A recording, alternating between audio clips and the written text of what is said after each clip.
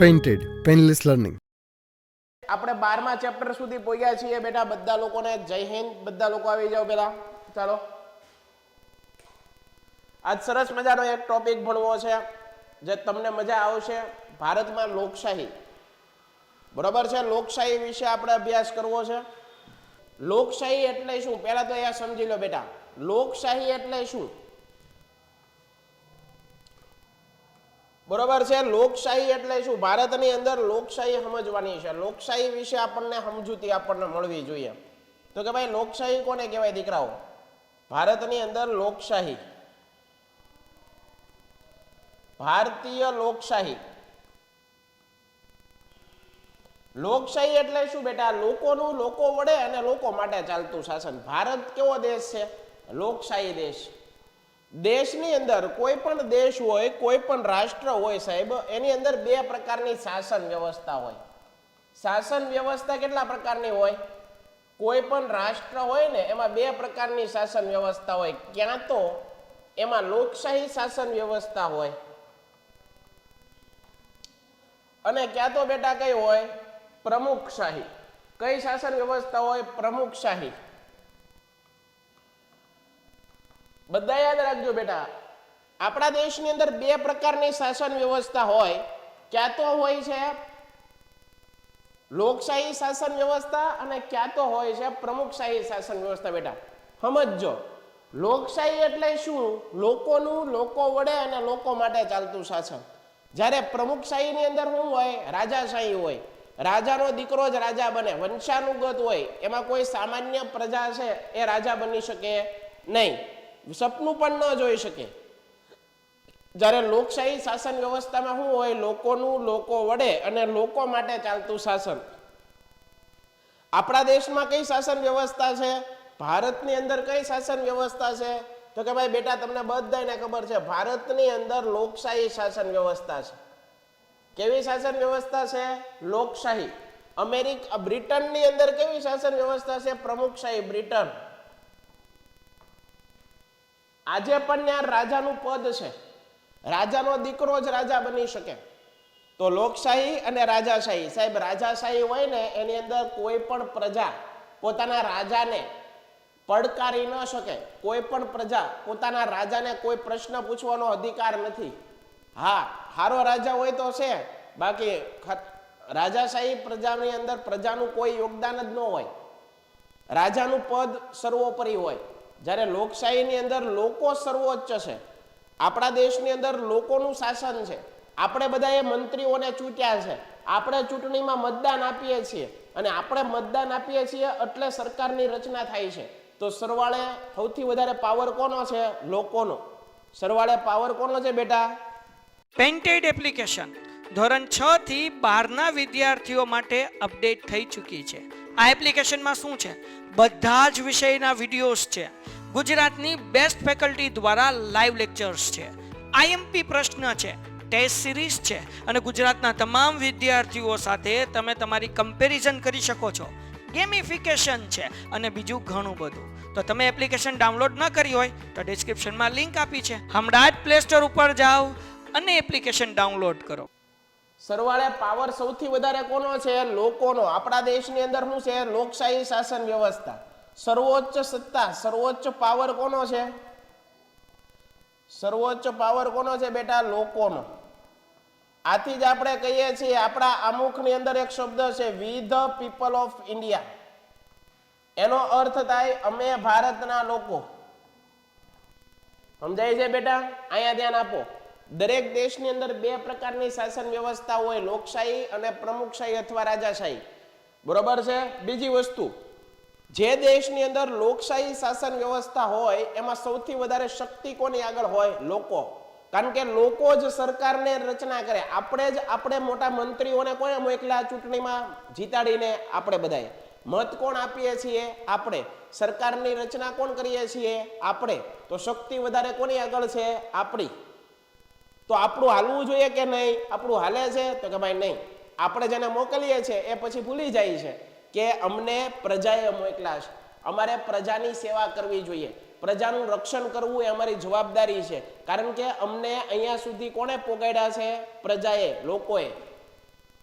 બરોબર છે, પણ એકવાર સરકારમાં આવી જાય, એકવાર કોઈ મોટો મંત્રી બની જાય, પછી એ ભૂલી જાય કે ભાઈ મારા વિસ્તારના લોકોએ મારા ઉપર વિશ્વાસ કર્યો હતો, મને એ લોકોએ ચૂંટણીમાં જીતાડ્યો અને મને મોકલ્યો એ લોકોની સેવા કરવા માટે, અને એ સેવા કરવાનું ભૂલી જાય અને ન કરવાનું કરે છે. તમે જુઓ છો, બરોબર છે બેટા?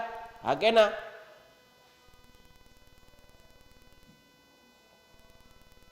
ઓકે, આગળ વધીએ તો લોકશાહી, જે દેશની અંદર લોકશાહી હોય ત્યાં કેવા લક્ષણો હોય બેટા એ જોવું છે. અહીંયા ધ્યાન આપો. જો આપણો દેશ આખી દુનિયામાં સૌથી વધારે મતદારો ધરાવતો દેશ છે. પરીક્ષામાં પ્રશ્ન પૂછાય સૌથી વધારે મતદાર ધરાવતો દેશ કયો, તો કે ભાઈ ભારત. સૌથી વધારે મતદાર ધરાવતો દેશ કયો છે, તો કે ભાઈ ભારત. તો આ પહેલો પોઈન્ટ. વિશ્વમાં સૌથી મોટી લોકશાહી ધરાવતો દેશ કયો છે, તો એ પણ કયો છે બેટા? ભારત.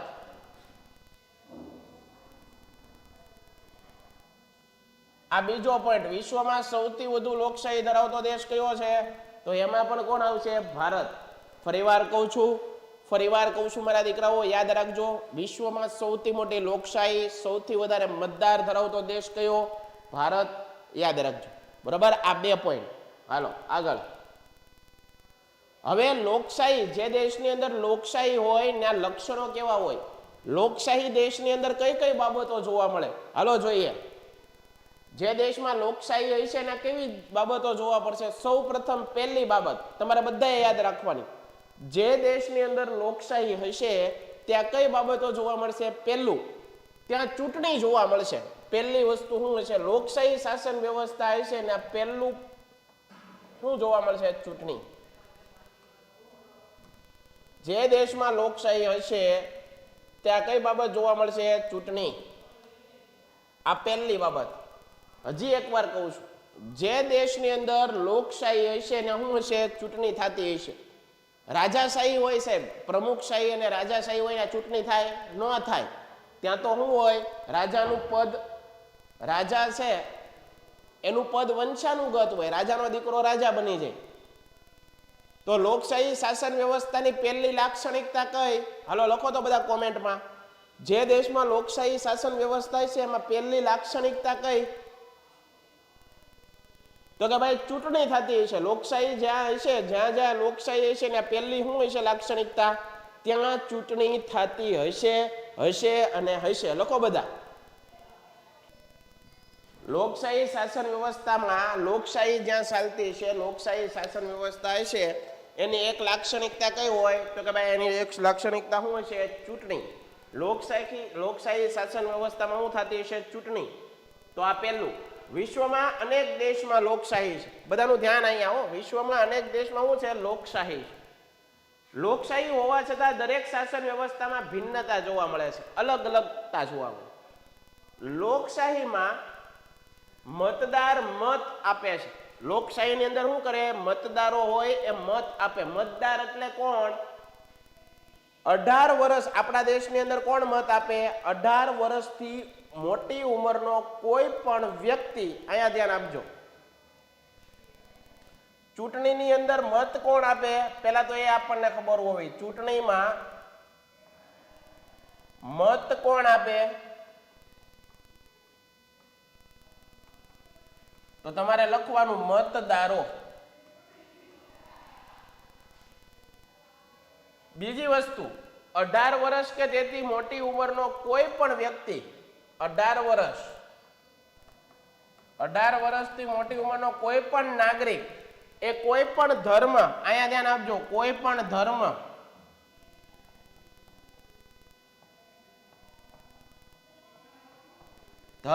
લિંગ, સંપ્રદાય, જન્મસ્થાન,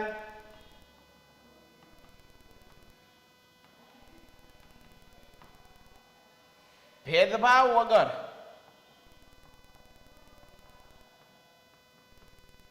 મત આપે.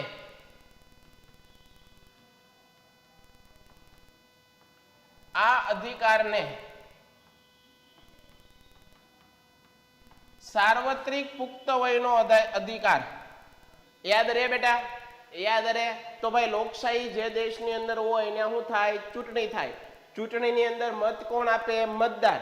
આ મતદાર બનવા માટે શું લાયકાત હોવી જોઈએ? કે 18 વર્ષથી મોટી ઉંમરનો કોઈ પણ વ્યક્તિ, એ પછી કોઈ પણ ધર્મનો હોય, જ્ઞાતિ જાતિ ધર્મ સંપ્રદાય, જન્મસ્થાન એ ઝૂંપડામાં રહેતો હોય, બંગલામાં રહેતો હોય, અમીર ગરીબ આવા કોઈ ભેદભાવ વગર મત આપી શકે. આમાંથી તમે પણ 18 વર્ષથી મોટી ઉંમરના થાવ એટલે તમારી આગળ ચૂંટણી કાર્ડ આવશે અને તમે પણ ભારતની અંદર જે ચૂંટણી યોજાય છે એની અંદર મત આપી શકશો. બરોબર છે? તો લોકશાહી દેશની અંદર પહેલું લક્ષણ શું હોય? તો કે ભાઈ લોકશાહી દેશ હોય તેમાં પહેલું લક્ષણ, તમને એક વખત પૂછે કે લોકશાહી દેશ હોય ને શું જોવા મળે, એની ખાસિયત શું, તો તમારે કહેવાનું લોકશાહી દેશ હોય એની અંદર ચૂંટણી થાય અને આ ચૂંટણીની અંદર મત કોણ આપે? ચૂંટણીની અંદર મતદારોનું મહત્વ છે. આમ ચૂંટણીની અંદર મતદારો એટલે શું? તો કે ભાઈ જે મત આપે છે, જે સરકારની રચના કરે છે, એ મતદાન કરવા માટે શું હોવું જોઈએ? તો કે ભાઈ 18 વર્ષથી મોટી ઉંમરનો કોઈ પણ વ્યક્તિ હોય, એ પછી કોઈ ધર્મનો, કોઈ લિંગ, જાતિ, જન્મસ્થાન એ ગમે તે હોય, એ જન્મસ્થાનના આધારે ભેદભાવ નહીં કરવામાં આવે. દરેકને ચૂંટણી કાર્ડ મળશે. એવું નથી અમીરનું ચૂંટણી કાર્ડ અલગ હોય, ગરીબનું ચૂંટણી કાર્ડ અલગ હોય, આ જ્ઞાતિનું ચૂંટણી કાર્ડ અલગ હોય, આ ધર્મના લોકોનું કંઈક અલગ ચૂંટણી કાર્ડ હોય. નહીં, બધાયનું ચૂંટણી કાર્ડ એક જ હોય. પણ એ ચૂંટણી કાર્ડ મેળવવા માટે 18 વર્ષથી મોટી ઉંમર હોવી જોઈએ. આને સાર્વત્રિક પુખ્ત વયે મતાધિકાર, કારણ કે પુખ્ત બને કોઈ વ્યક્તિ, પુખ્ત નાગરિક બને એ પછી એને મત આપવાનો અધિકાર આપવામાં આવે. તમારા વર્ષ 18 વર્ષ થશે એટલે તમને પણ આ સાર્વત્રિક પુખ્ત વયે મતાધિકાર મળશે, તમને પણ ચૂંટણી કાર્ડ મળશે, તમે પણ ડ્રાઇવિંગ લાયસન્સ કઢાવી શકશો. બરાબર? તો આ પહેલી વાત કરી ચૂંટણી. લોકશાહી શાસન વ્યવસ્થા હોય એમાં પહેલી વસ્તુ શું જોવા મળે? ચૂંટણી. બીજી વસ્તુ પછી જોઈએ. લોકશાહી શાસન વ્યવસ્થા હોય એમાં બીજી વસ્તુ શું જોવા મળે? મતદારો. ચૂંટણી થાય પણ ચૂંટણીમાં મત નો આપનારા ન હોય તો ચૂંટણી થાય કોઈ દી? ચૂંટણીની અંદર મત આપનારા જ ન હોય તો ચૂંટણી થાય નહીં. તો બીજું મહત્વની બાબત કઈ જરૂરી છે લોકશાહીમાં? કે ભાઈ મતદારો હોવા જોઈએ. શું હોવી જોઈએ? મતદારો. તો બીજો પોઈન્ટ શું આવશે બેટા? મતદારો. ચૂંટણીની અંદર બીજો શું આવશે ભાઈ? ચૂંટણીની અંદર બીજો પોઈન્ટ શું આવશે? મતદારો. બીજો પોઈન્ટ શું આવશે ચૂંટણીમાં? મતદારો. ફરીવાર કહું છું, લોકશાહી દેશ હશે, લોકશાહી શાસન વ્યવસ્થા હશે, ત્યાં પહેલું શું થશે? ચૂંટણી થતી જોવા મળશે. ચૂંટણીની અંદર મતદારોનું મહત્વ હોય. ચૂંટણીની અંદર મત કોણ આપે? મતદારો. તો મતદારો માટે શું નક્કી કરવામાં આવ્યું છે? જુઓ, લોકશાહીમાં મતદાર મહત્વ ધરાવે છે. મતદારો મહત્વ ધરાવે છે. આપણા દેશમાં સાર્વત્રિક પુખ્ત વયે મતાધિકાર. પરીક્ષામાં તમને શબ્દ પૂછે, શબ્દ સમજાવો કે સાર્વત્રિક પુખ્ત મતાધિકાર એટલે શું? સાર્વત્રિક પુખ્ત મતાધિકાર એટલે શું? તો લખવાનું કે ભાઈ ભારત દેશની અંદર સાર્વત્રિક પુખ્ત વયે મતાધિકાર આપવામાં આવ્યો છે. એનો મતલબ એમ કે 18 વર્ષથી મોટી ઉંમરનો દેશનો કોઈ પણ નાગરિક એ કોઈ પણ ધર્મ, લિંગ, જાતિ, જન્મસ્થાનના આધારે ભેદભાવ વગર ચૂંટણીની અંદર મતદાન કરી શકે. આ અધિકારને સાર્વત્રિક પુખ્ત વયે મતાધિકાર કહેવાય. શું કહેવાય? સાર્વત્રિક પુખ્ત વયે મતાધિકાર કહેવાય છે. આમાં જો 18 વર્ષથી મોટી ઉંમરની વ્યક્તિ મતદાર યાદીમાં નામ તમારું તમે લખાવી શકો. બરોબર? 18 વર્ષના થાવ એટલે મતદાર યાદીમાં તમારું નામ આવી જાય. બરોબર છે? ત્યાં સુધી આવે નહીં. હાલો, તો યાદ રહી ગયું. લોકશાહી શાસન વ્યવસ્થાની અંદર પહેલો લક્ષણ એનું શું? તો કે ભાઈ પહેલું લક્ષણ એનું છે ચૂંટણી થાય. બીજું લક્ષણ શું? ચૂંટણીની અંદર મતદારો હોવા જોઈએ. આ મતદારો મત આપે. ત્રીજી વસ્તુ, આ મતદારો મત આપવા માટે શું લાયકાત હોવી જોઈએ? તો કે ભાઈ સાર્વત્રિક પુખ્ત વયે મતાધિકાર એટલે કે 18 વર્ષથી મોટી ઉંમરનો વ્યક્તિ કોઈ પણ ધર્મ, લિંગ, જાતિ, જન્મસ્થાનના આધાર ભેદભાવ વગર એ દેશની ચૂંટણીની અંદર મત આપી શકે છે. યાદ રાખવું છે. બરાબર? બીજી વસ્તુ, આપણા દેશની અંદર જે ચૂંટણીઓ થાય અને ચૂંટણીની અંદર જે નાગરિકો મત આપે છે એ મતની અંદર એક જ મત ગણાશે. આ પણ એક વાત સાચી છે વ્યક્તિ દીઠ, દાખલા તરીકે મારી આગળ ચૂંટણી કાર્ડ છે, બરોબર, અને હું ચૂંટણીમાં મત દેવા જાઉં તો હું કેટલા મત આપી શકું? વ્યક્તિ દીઠ એક મત, હું એક જ મત આપી શકું. પછી હું ભાજપમાં ટપકું મારું, કોંગ્રેસમાં મારું, તો મત તો એક જ જગ્યાએ જાય, પેલો મત જ્યાં મૂક્યો એ મત લાગુ પડે. સમજાય છે? તો આપણા દેશની અંદર વ્યક્તિ દીઠ મતનો સિદ્ધાંત, વ્યક્તિ દીઠ મતનો સિદ્ધાંત સ્વીકારવામાં આવ્યો છે બેટા. શું સ્વીકારવામાં આવ્યો છે? વ્યક્તિ દીઠ મતનો સિદ્ધાંત. એનો મતલબ એક વ્યક્તિ દીઠ એક મત, એક વ્યક્તિ દીઠ એક મત નો સિદ્ધાંત સ્વીકારવામાં આવેલો છે. સાર્વત્રિક પુખ્ત વયે મતાધિકાર, 18 વર્ષની ઉપરનો પુખ્ત માણસ થાય એ મત આપી શકે કોઈ પણ ભેદભાવ વગર. બીજું, એક વ્યક્તિ એક જ મત આપી શકે. બરોબર, આ બે વાત કરી તો કે ભાઈ લોકશાહીના લક્ષણોની અંદર પહેલું કીધું ચૂંટણી થાય, બીજું મતદારો. હાલો, બીજું મતદારો. હાલો, એના પછી ત્રીજો ટોપિક ભણવો. એના પછી ચૂંટણીનું લક્ષણ શું છે આગળ જોઈએ. લોકશાહીનો આધાર સ્તંભ ચૂંટણી. જુઓ, લોકશાહીનો આધાર એટલે ચૂંટણી. ચૂંટણી વખતે ઉત્સવ જેવું આયોજન હોય. તમને ખબર છે ચૂંટણીઓ થાય ત્યારે તમને ખબર છે કે માહોલ અલગ જ હોય, બધી હારી વાતો થતી હોય. જે કોઈ પણ નેતા તમારી ગલીઓમાં, શેરીઓમાં આવે તો એ પોતાના પક્ષની મોટી વાતો કરતા હોય, તમને મોટા વાયદાઓ આપતા હોય. અમે આમ કરી નાખશું તમારા માટે, અમે આમ કરી નાખશું, તેમ કરી નાખશું, મોટી વાતો કરતા હોય. બરોબર છે? જ્યારે ચૂંટણી પૂરી થાય, રિઝલ્ટ આવી જાય અને પછી એ નેતાઓ જડતા પણ નથી બીજી ચૂંટણી આવે ત્યાં સુધી. વાતાવરણ જોવા મળે છે ચૂંટણી વખતે પ્રજા તેના પ્રતિનિધિનું, પ્રજા એટલે આપણે બધા, પ્રતિનિધિઓનું મૂલ્યાંકન કરી શકે. બેટા જો, આ વસ્તુ આપણા દેશમાં ખૂટે છે. તમને મતાધિકાર મળ્યો છે, તમારી આગળ જે પાવર છે એ પાવરને તમે સામાન્ય માનો છો. ખરેખર મતાધિકાર તમારે મત એવા જ વ્યક્તિને આપવો પડે કે જે ખરેખર દેશની સેવા કરે એવો માણસ છે. તમારે મત એવા જ વ્યક્તિઓને આપવો જોઈએ કે જે તમે એને જાણો છો કે પોતે એ ભણેલો ગણેલો માણસ છે, પોતે બીજાના દુઃખમાં જાય છે, પોતે બીજાના સુખ દુઃખનું વિચારે છે, પોતે તેનામાં સારી આવડત છે, તેનામાં સારી સમજ છે. આવા વ્યક્તિઓને ચૂંટણીની અંદર મત આપવા પડે અને એને જીતાડાય. પણ આપણા દેશમાં એવું બનતું જ નથી. આપણા દેશમાં બીજી ત્રીજી ચોપડી ભણ્યા હોય એને ચૂંટણીમાં જીતાડી દે છે લોકો, જ્યારે ભણેલો માણસ હોય એને હરાવી દે છે, એની કોઈ કદર નથી કરતા. બરોબર છે? અને પરિણામે પછી આપણે કહીએ છીએ કે આ સરકાર કાંઈ કામ નથી કરતી. સરકાર કામ કરે, પણ સરકારમાં તમે કેવા વ્યક્તિઓને મોકલો છો અને એ વ્યક્તિઓને કોણ મોકલે છે? આપણે બધા મોકલીએ છીએ. એના કાંઈ ઉપરથી ઉડીને પડ્યા નથી, આપણે બધા એને ચૂંટણીમાં જીતાડીએ છીએ. તમે એવા વ્યક્તિઓને નિમો, એવા વ્યક્તિઓને ચૂંટો કે જે ખરેખર દેશની સેવા કરે એવા લોકો છે. એ જવાબદારી કોની છે? તમારી છે. એટલા માટે તો પુખ્ત વયે મતાધિકાર આપ્યો. તમારામાં સમજણ આવે પછી તમને મતાધિકાર, મત આપવાનો અધિકાર આપવામાં આવ્યો. નકર તો 12 વર્ષે તમને મત આપવાનો અધિકાર ન આપી દે, નકર તો તમને 16 વર્ષે મત આપવાનો અધિકાર ના આપે. પણ એવું નથી કર્યું આપણા બંધારણમાં. આપણા બંધારણમાં ખબર પડી કે 18 વર્ષનો ઉપરનો વ્યક્તિ થાય એટલે એનામાં બધી સારી મોળી સમજ આવી જાય. અને આ સારી મોળી સમજ સૂઝ આવી જાય એના પરિણામે એ વ્યક્તિને ખબર હોય કે આ વ્યક્તિ કેવો છે, માણસની સમજણ આવી જાય એને. સમજાય છે બેટા? તો વાતને સમજજો. તમે પણ મત આપશો તો તમારે ધ્યાન રાખવાનું મારે કોને મત આપવું. હું એવા વ્યક્તિને તો મત નથી આપતો ને કે જે ખરેખર દેશની સેવા કરવા માંગતો નથી.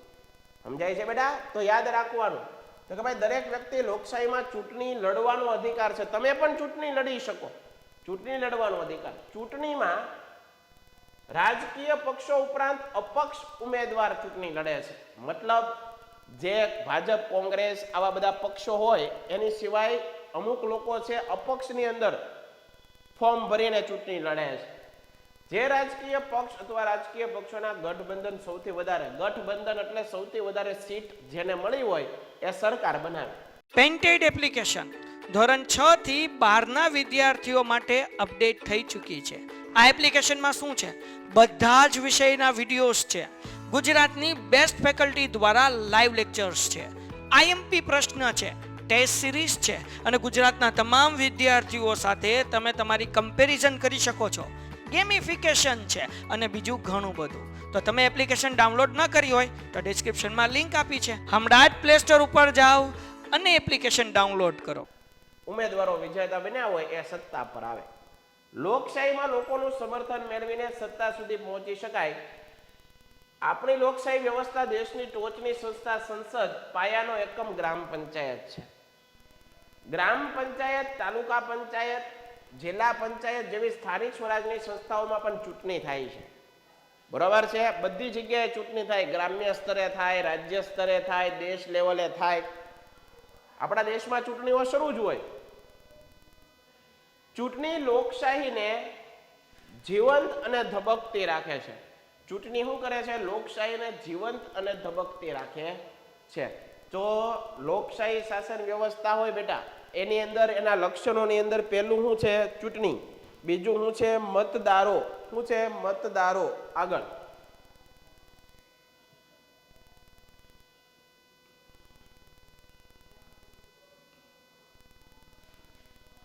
અને ત્રીજું લક્ષણ છે લોકમત.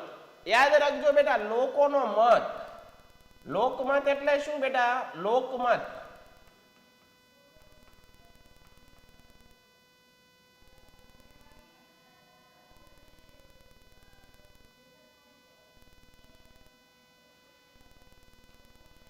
યાદ રાખજો, યાદ રાખજો, જે દેશની અંદર લોકશાહી શાસન વ્યવસ્થા હોય, જે દેશની અંદર લોકશાહી હોય, ત્યાં 3 લક્ષણ જોવા મળે. કયા કયા લક્ષણ જોવા મળે? પહેલું, લોકશાહી ધરાવતો દેશ હોય ને ચૂંટણી ફરજિયાત હોય, ત્યાં ચૂંટણી થાય અને થાય. આ લોકશાહી ચૂંટણી હોય તો ચૂંટણીની અંદર કોણ મત આપે? તો કે ભાઈ મતદારો. આ બીજું લક્ષણ, મતદારો. મતદારોનું પણ મહત્વ છે. ત્રીજું લક્ષણ કયું? લોકમત. હવે તમને ખબર છે ચૂંટણીની અંદર લોકો મત આપશે, ચૂંટણીની અંદર લોકો મત આપશે, પણ આ મત છે બેટા, ચૂંટણીની અંદર લોકો મત આપશે, પણ કોણ મત આપશે? તો કે ભાઈ જેની બહુમતી વધારે છે, જેની બહુમતી વધારે છે એ મત આપશે. યાદ રાખજો. તો કે ભાઈ ચૂંટણીની અંદર મત કોણ આપે? તો કે ભાઈ મત એવા વ્યક્તિઓ આપે જેની મેં વાત કરી તમને 18 વર્ષથી મોટી ઉંમર હોવી જોઈએ. એને આપણે કહીએ સાર્વત્રિક પુખ્ત વયે મતાધિકાર. સાર્વત્રિક પુખ્ત વયે મતાધિકાર. એ ઉપરાંત વ્યક્તિ દીઠ એક મત, એટલે કે એક વ્યક્તિ એક મત આપી શકે. તમને મતદાન કરવા મોકલે તો તમારે જ્યારે વોટર વીવીપેટ મશીન હોય તો એ મશીનની અંદર એક જ વાર દબાવવાનું હોય, પછી તમે 4-5 વાર દબાવો તો પણ મત એક જ પડે. વ્યક્તિ દીઠ એક મત. હવે આ બધા મતદારો છે એ મત આપે અને પછી એ મતની ગણતરી થાય અને છેલ્લે જે પક્ષને, જે ઉમેદવારને અથવા તો જે રાજકીય પાર્ટીને સૌથી વધારે મત મળે, સૌથી વધારે મત મળે એ વિજેતા જાહેર થાય, જીતે. બરોબર છે? અને પરિણામે સરકારની રચના થાય. તો યાદ રાખવાનું છે કે લોકમત એ પણ લોકશાહીનું મુખ્ય લક્ષણ છે. તો તેમ છતાં પણ જોઈ લઈએ, આપણા દેશમાં પ્રાતિનિધિક લોકશાહી છે. એટલે કે આપણા વતી આપણે જેને ચૂંટણીમાં જીતાડીને, આપણે જેને ચૂંટણીમાં વિજેતા જાહેર કરીને આપણી સેવા માટે, આપણા પ્રશ્નોના સમાધાન માટે જેને સરકારમાં મોકલીએ છીએ એ લોકો આ સરકારને ચલાવે છે. આપણે ચલાવતા નથી. એટલે કે મોકલા આપણે, મત આપણે આપ્યા, જીતાડ્યા પણ આપણે, પણ આપણા વતી જે કાંઈ પણ પ્રશ્નો, આપણા વતી જે શાસન કરે છે કોણ કરે છે? તમે જેને જીતાડ્યા તે. જ્યારે રાજાશાહીની અંદર આવું કાંઈ પણ હોતું નથી. રાજાશાહીની અંદર રાજાનો દીકરો રાજા બને, પ્રજાનો એમાં કાંઈ ભાગ હોય નહીં. બરોબર છે? પ્રજા કોઈ દી રાજા બની ન શકે. બરોબર? આ રાજાશાહી. પણ આપણા દેશમાં એ સારી વાત કહેવાય કે આપણા દેશની અંદર લોકશાહી છે. આપણા દેશની અંદર એક ચા વેચનારો પણ દેશનો વડાપ્રધાન બની શકે, એક આદિવાસી મહિલા પણ દેશના રાષ્ટ્રપતિ બની શકે. એ શા માટે બની શકે? કારણ માત્ર ને માત્ર એટલું કે આપણા દેશની અંદર લોકશાહી શાસન વ્યવસ્થા છે?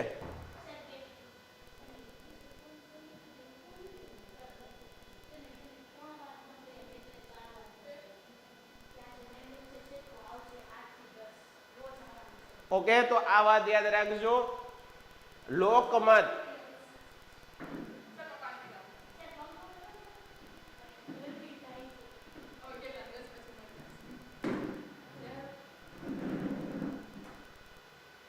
સરકારની કામગીરી, નીતિ, વિવિધ પ્રશ્નો અંગે લોકોના વિચારો ઉપરાંત લોકમતને ધ્યાનમાં રાખવો જરૂરી પડે છે. લોકમત રાજકીય પક્ષો, પ્રતિનિધિઓ, સંગઠનો માટે ખૂબ જ જરૂરી છે. લોકોનો મત ખૂબ જરૂરી હોય. સંગઠિત લોકમતનું લોકશાહીમાં અત્યંત મહત્વ હોય છે. પ્રબળ અને સંગઠિત લોકમત લોકશાહીમાં વિશેષ મહત્વ ધરાવે છે. તો આ વાત આપણે એ યાદ રાખવાની કે જ્યારે લોકશાહી વાતો કરતા હોઈએ, લોકશાહી અંગે ચર્ચાઓ કરતા હોઈએ, ત્યારે આ બાબતો ખાસ ધ્યાન રાખવી કે જે દેશની અંદર લોકશાહી શાસન વ્યવસ્થા હોય ત્યાં અમુક લક્ષણો જોવા મળતા હોય. એમાં ખાસ કરીને એક હોય ચૂંટણી, બીજું હોય લોકમત, લોકમત નહીં ચૂંટણી, પછી મતદારો, ચૂંટણીની અંદર જે મત આપે અને મતદારો એ, અને ત્રીજું છે લોકોનો મત, જેમાં લોકોનો મત વધારે હોય એ રાજકીય પક્ષ, એ ઉમેદવાર, એ પાર્ટી જીતી જાય અને સરકારની રચના કરે અને આપણી બધાની સેવા કરે. બીજી ટર્મની અંદર બીજા 5 વર્ષ પછી જો એ રાજકીય પક્ષ જો કદાચ એનું કામ બરોબર ન કરે તો નવી સરકારની રચના થાય. એ પણ આ રીતે ચૂંટણી થાય, મતદારો મત આપે અને મતદારો મત આપે અને લોકમત મેળવે અને જે પક્ષ આવે એ જીતે. બરોબર? તો બેટા આ યાદ રાખજો તમે. લોકશાહીના લક્ષણો તમને આવડવા જોઈએ.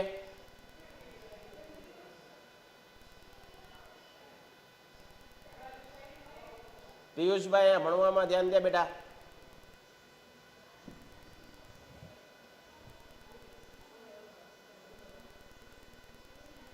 ડન છે બેટા? તો આ વાત કરીએ લોકશાહીના લક્ષણો.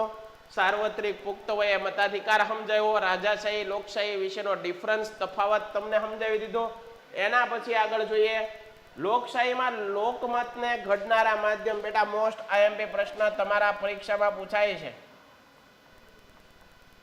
લોકોના મત, લોકમત ઘડનારા માધ્યમો કયા છે? તો યાદ રાખજો લોકમત ઘડનારા માધ્યમ 2 છે. કયા કયા? તો કે ભાઈ એક છે મુદ્રિત માધ્યમ. એક કયું માધ્યમ છે? મુદ્રિત.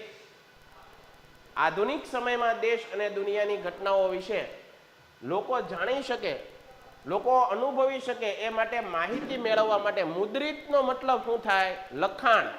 કોઈ પણ સ્ક્રિપ્ટ, લખાણ, એને મુદ્રિત માધ્યમ કહેવાય.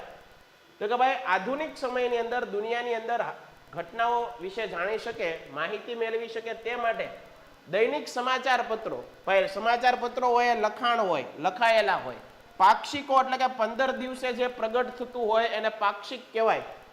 ચોક્કસ પ્રકારના સામયિકો, જે મહિને જે અમુક મેગેઝિન આવતા હોય, લખાણ, જેને વાંચનનો શોખ હોય. આજે તમને ખબર છે કે ભાઈ મુદ્રિત માધ્યમોથી લોકો ઓછા જાગૃત થાય છે. ખાસ કરીને આજે વિજાણુ માધ્યમનો લોકો ઉપયોગ કરે છે.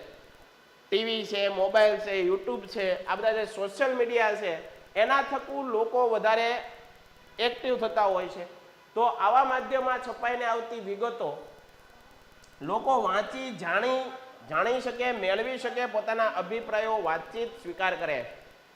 તો એક વસ્તુ યાદ રાખજો કે ભાઈ લોકમતને ઘડનારા 2 માધ્યમ છે. એક માધ્યમ છે એને મુદ્રિત માધ્યમ કહેવાય છે, એક માધ્યમ છે એને વિજાણુ માધ્યમ કહેવાય. મુદ્રિત માધ્યમનો મતલબ મિત્રો ખાસ યાદ રાખજો લખાણ, કોઈ પણ સ્ક્રિપ્ટ. બરાબર?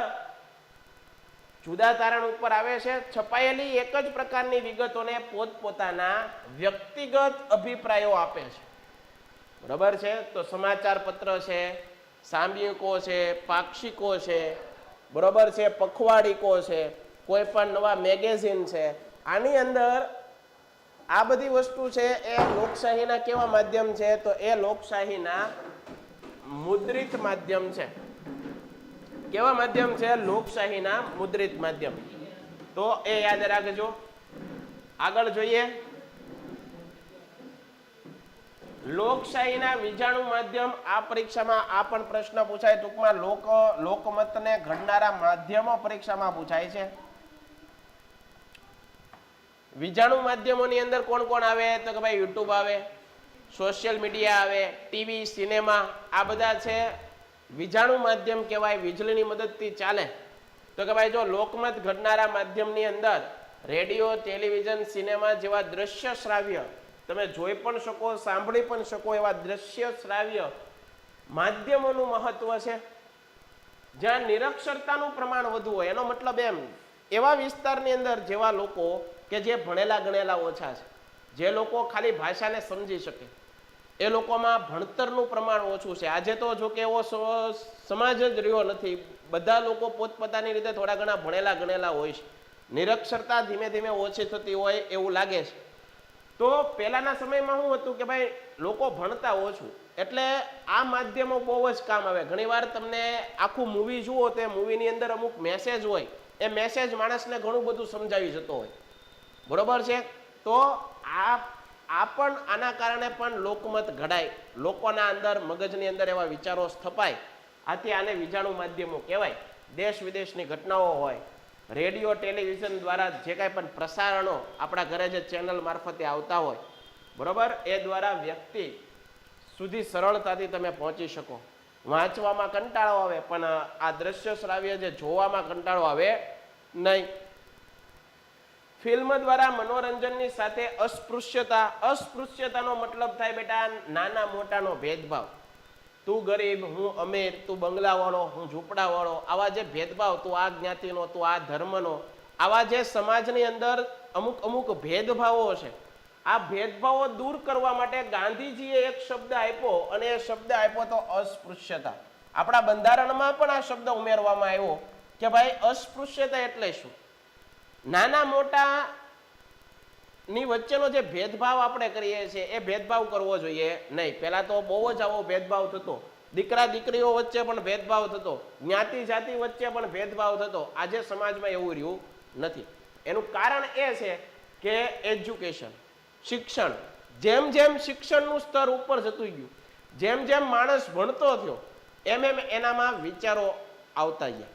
અને આના કારણે આ જે બધી અંધશ્રદ્ધાઓ છે, બરોબર છે, આ બધી જે જ્ઞાતિ જાતિના ભેદભાવો છે, એ બધાથી માણસ દૂર જતો ગયો, બરોબર. કારણ કે જો બધી આવી બધી આ બધા શું કહેવાય, દૂષણો કહેવાય. દહેજ પ્રથા, દીકરીઓને જ્યારે પરણાવવામાં આવે ત્યારે દીકરીઓના પિતા પાસેથી ઘણું બધું દહેજ લેવામાં આવતું, બરોબર છે. તો આ દહેજ પ્રથા, ત્યારબાદ શોષણ તો આપણે બહુ જ સમજીએ કે ભાઈ ભારત 200 વર્ષ જેટલો અંગ્રેજોની ગુલામીમાં એનું શોષણ ભોગ્યું, બરોબર. ગરીબી, તો એ પણ આ બધા જે દૂષણો છે એના કારણે આપણો દેશ આગળ જતા થોડોક અટકતો હોય એવું લાગે. તો આજે એ બધાથી થોડાક આપણે દૂર જતા હોઈએ, એ આ બાબત બહુ સારી છે. તો યાદ રાખશું, આધુનિક સમયમાં ઇન્ટરનેટ ના માધ્યમ તેનાથી ફેલાવાથી ઘરે બેઠા સમાચારો આવી જાય છે. સાચાઈ આવે ને ખોટાઈ આવે કાંઈ નક્કી જ નહીં, બરોબર છે. ઘર બેઠા સમાચારો, ધારાવાહિકો, નાટકો, ફિલ્મનો આનંદ માણે છે. આ માધ્યમ દ્વારા રજૂ થતી વિકૃત, બીભત્સ અને હિંસાના માણસ, તમે ઘણી વખત ટીવી મીડિયા અથવા તો સોશિયલ મીડિયાની અંદર જોતા હો, કોઈ પણ નાની એવી બાબત કોઈક દ્વારા બોલાઈ ગઈ હોય અને એને બહુ મોટો પ્રશ્ન જાહેર કરી દેવામાં આવતો હોય. કોઈ નાની એવી ક્લિપ હોય, એ ક્લિપને બહુ ખોટા મતલબ કાઢી અને દેખાડવાના પ્રયાસ થતા હોય. આના કારણે બે જ્ઞાતિઓ, બે ધર્મના લોકો વચ્ચે લડાઈઓ થતી હોય છે. તો આવી જે રીલ્સ હોય, આવા જે કોઈ પણ વિડીયો ક્લિપ્સ હોય, એને બને ત્યાં સુધી આપણા સુધી આવે તો આપણે જો કોઈકના ફાયદારૂપ હોય તો શેર કરાય, બાકી એને ત્યાં અટકાવી દેવાય. પણ આજે સાચી વાસ્તવિકતા તો એ છે કે સારી બાબતો જેટલી વધારે ફેલાતી નથી, એના કરતાં 100 ગણી બાબતો, ખરાબ બાબતો આજે સમાજની અંદર વાયરલ થાય છે. એ આપણી માનસિકતા ખરાબ કહેવાય, આપણા બધાની, બરોબર. તો સારી બાબતોને વહેંચવી જોઈએ, સારી બાબતોને શેર કરવી જોઈએ. આ પણ આપણે શીખીએ કે આ બાબતોથી આવા મહત્વના માધ્યમ અયોગ્ય પ્રસારણ ન થાય, તેના ઉપયોગ યોગ્ય નિયંત્રણ મુકાય તે જરૂરી છે. વિજાણુ માધ્યમ પ્રસારિત થતા વિવિધ બીભત્સ અને હિંસાના માર્ગે કાર્યક્રમ, રાજકીય પક્ષો, આ બધાને નુકસાન થતું હોય છે. તો એ યાદ રાખજો. લોકમતને ઘડનારા બે માધ્યમો, એક મુદ્રિત માધ્યમ અને એક છે વીજાણુ માધ્યમ. આપણને આવડવું જોઈએ. એ ઉપરાંત લોકશાહીના પ્રકારો તમને પૂછાય તો કે ભાઈ વિશ્વમાં અનેક દેશોમાં લોકશાહી છે. લોકશાહી શાસન વ્યવસ્થાની અંદર પણ ભિન્નતા જોવા મળે છે. દેશમાં સંસદીય લોકશાહી શાસન વ્યવસ્થા છે. અમેરિકા દેશમાં પ્રમુખીય શાસન વ્યવસ્થા. આપણા દેશની અંદર સંસદીય વ્યવસ્થા છે, એ આપણે ભણશું, બરોબર છે. ત્યારબાદ સંસદીય વ્યવસ્થા અને પ્રમુખીય વ્યવસ્થાની અંદર ફેર હું. આપણો દેશ સંસદીય લોકશાહીનો સ્વીકાર કર્યો છે, જેમાં લોકસભામાં જે પક્ષને બહુમતી મળે, સમજજો, તમને ખબર છે કે સંસદની અંદર 3 ગૃહો છે. સંસદ છે એની અંદર ગૃહ કેટલા છે? 2 છે.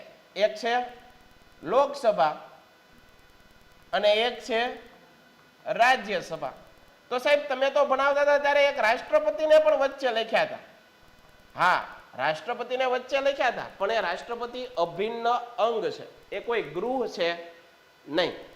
કારણ કે રાજ્યસભાએ કોઈ ખરડો મંજૂર કર્યો હોય તો સહી કરવા માટે કોની આગળ જાય? રાષ્ટ્રપતિ આગળ. લોકસભાએ કોઈ ખરડો મંજૂર કર્યો હોય તો કોની આગળ સહી કરવા માટે જાય? રાષ્ટ્રપતિ. રાષ્ટ્રપતિ કોઈ ખરડો સહી ન કરે ત્યાં સુધી કોઈ કાયદો બને નહીં, બરાબર. તો કોઈ ખરડા પર સહી કરવા માટે કોણ બંધાયેલા છે? રાષ્ટ્રપતિ. એટલે અભિન્ન. તો આપણા દેશમાં લોકસભાની અંદર જેને વધારે સીટો મળી, બરોબર, બહુમતી ધરાવે, એના નેતાને વડાપ્રધાન બનાવવામાં આવે છે. સંસદીય લોકશાહી એટલે હું? લોકશાહી શાસન વ્યવસ્થાની અંદર લોકસભાની અંદર જેને બહુમતી મળે, વડાપ્રધાન કોનો હોય? લોકસભાનો. જેની અંદર લોકસભાની અંદર દાખલા તરીકે કોંગ્રેસને બહુમતી મળી તો વડાપ્રધાન કયા પક્ષમાંથી બનશે? કોંગ્રેસમાંથી. લોકસભાની અંદર આમ આદમી પાર્ટીને વધારે બહુમતી મળી તો વડાપ્રધાન કોનો બનશે? આમ આદમીનો. જે પક્ષની બહુમતી હોય, વડાપ્રધાન ક્યાંથી આવે? એ પક્ષમાં. યાદ રાખજો, વડાપ્રધાન સરકારની રચના કરે. આ સંસદીય સરકાર લોકસભાને સંપૂર્ણ જવાબદાર હોય. જ્યાં સુધી સરકાર લોકસભાના બહુમત સભ્યોનો વિશ્વાસ ધરાવતી હોય ત્યાં સુધી જ તે સત્તા ઉપર રહી શકે. પ્રમુખીય શાસન વ્યવસ્થા એટલે શું? આપણે અહીંયા આ નથી, આપણે કઈ છે? સંસદીય શાસન. પ્રમુખીય શાસન વ્યવસ્થા આપણે અહીંયા નથી. પ્રમુખીય શાસન વ્યવસ્થા લોકશાહીનો બીજો મહત્વનો પ્રકાર છે.